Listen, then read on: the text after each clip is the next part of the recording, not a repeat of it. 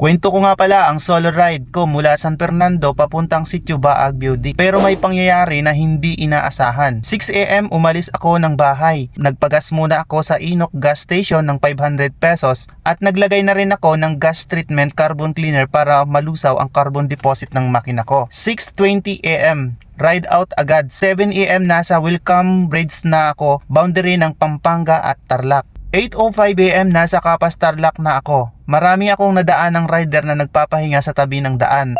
Tapos may nakasabay pa rin akong pamilya na naka-tricycle. Mabagal ang takbo kaya kinamuti ko na. 9:05 nasa Welcome Barangay Moriones na ako. 9:45 paakyat ng Monasterio de Tarlac. 10:30 AM nasa entrance na ako. Meron ditong entrance fee na 20 pesos kapag Sunday. Sobrang dami ng motorcycle rider na umaakyat dito.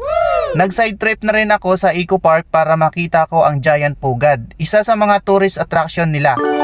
10:35 AM ride out ulit paakyat ng Sitio Baag. May nakasabay rin akong mga rider. Bago makarating sa Beauty, kailangan mo munang magbayad ng 20 pesos na environmental fee. Pero hindi ko na na-video, akala ko kasi nagre-record ang cam ko. Hindi pala. Habang paakyat ng Beauty, kitang-kita mo ang nagagandahang bundok at maaliwalas na kalangitan. Sobrang relaxing ng ambience, literal na tanggal stress.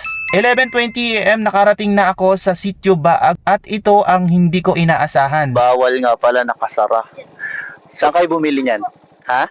Under renovation pala ang Beauty. Kaya bumaba na lang agad ako pabalik pero sulit pa rin kasi sobrang ganda ng tanawin habang pababa ng bundok. Nag-iba na rin ako ng ruta, dumaan sa Bueno Bridge, O'Donnell River. Pagdating ko sa dulo ng bridge may bukuhan. Huminto ako, bumili ng buko at nagpa-cute muna sa kamera habang lumalapang ng buko. Gutom na kasi.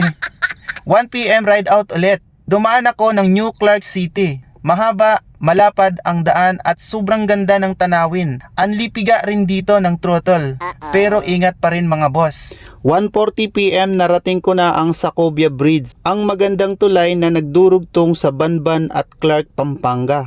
Kung nagustuhan mo ang ganitong video, pa-like at follow naman mga boss. Para sa mga susunod pang mga rides videos. Ride safe palagi mga bossing.